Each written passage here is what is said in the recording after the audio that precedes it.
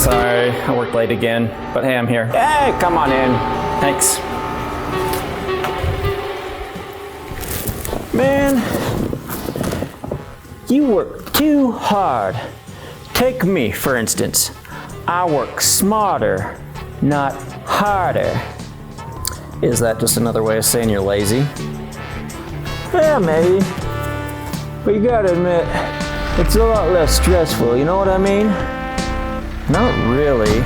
Isn't that the repo man towing your car right now?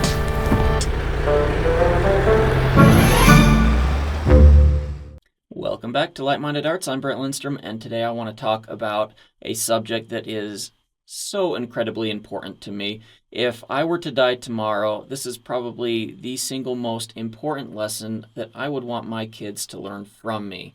And I hope they learn a lot from me, but this one is incredibly important for me, for them, and I hope it would be important for you also. That lesson is to develop a good, solid work ethic.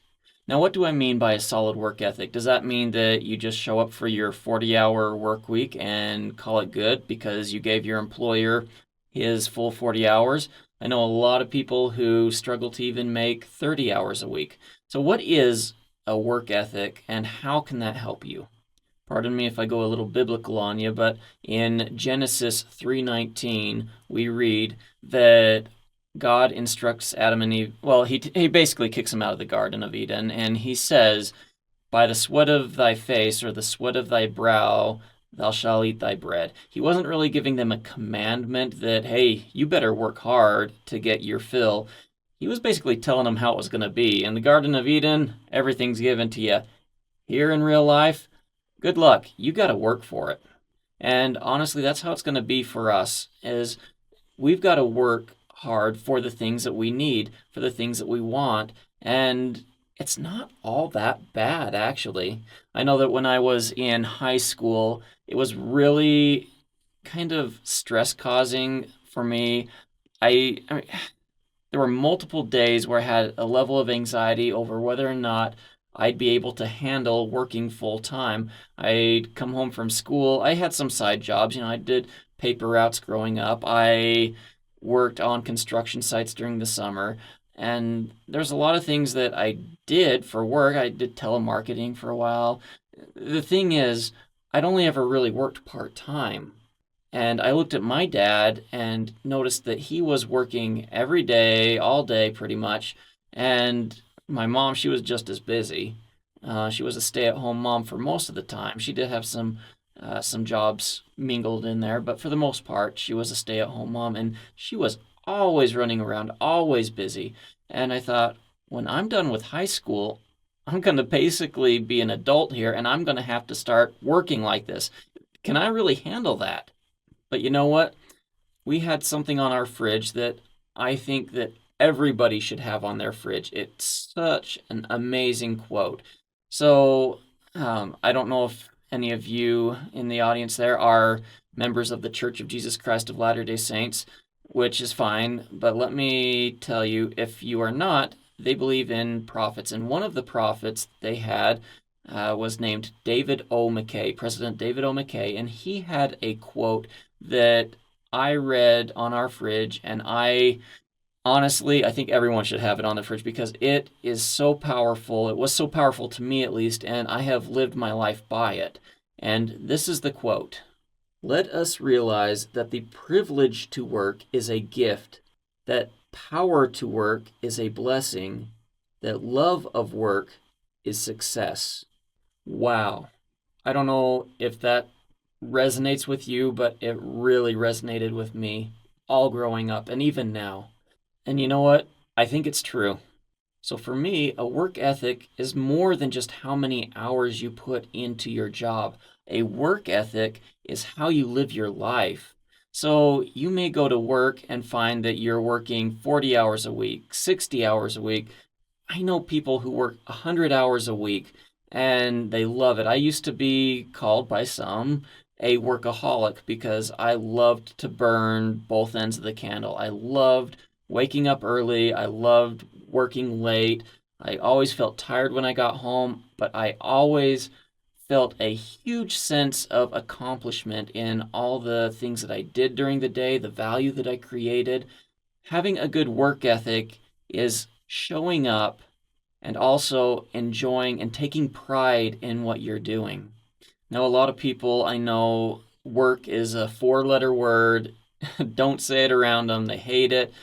And work for them is a means to an end. It's a thing that you have to do, and they don't enjoy it one little bit.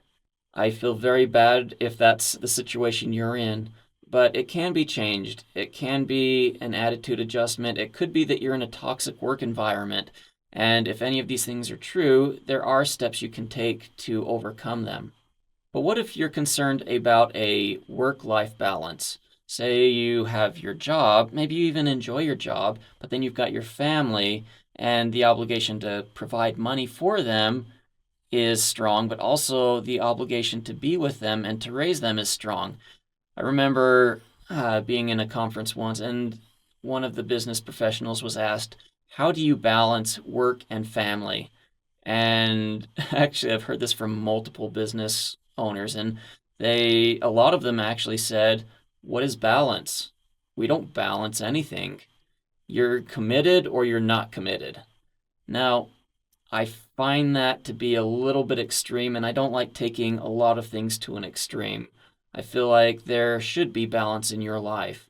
There should be balance for your work. There should be balance for your family. There should be balance for your time that you spend devoted to God or to service in your community or to a bunch of other things. But what that balance looks like to you might be completely different from what it looks like to me. I know one guy, he's a very, very successful businessman in my area, and he probably works 100 hours a day. I mean, not a day. He probably, that'd be a lot. He works 100 hours a week, and his family life is in balance. At least for them, it works. And I know that wouldn't work for a great number of people, but for them, somehow it does. And he has a wonderful relationship with his family. His family's got a good relationship with him. Somehow that is good for them. He's in balance with that. He even has time to devote to God and to service and different things like that. So you can do it and work a lot of hours. But for other people, that might not be the case. For me, when I first got married, my wife told me that she was unhappy anytime that I worked over 50 hours a week. So I changed my schedule around. Instead of putting in 60 to 80 hour work weeks, I brought it back down to 50. And that gave me enough time to get home to give her the attention she needed, to give my family the attention they needed, and to still enjoy my work. And I do. I enjoy my work. I love going to work every day. And I know a lot of people laugh at me for this, but work to me is almost as fun, if not more fun, than going on vacation. When I go on vacation, it's like, can I get home and get back to work now? It's really satisfying to work and to love my work.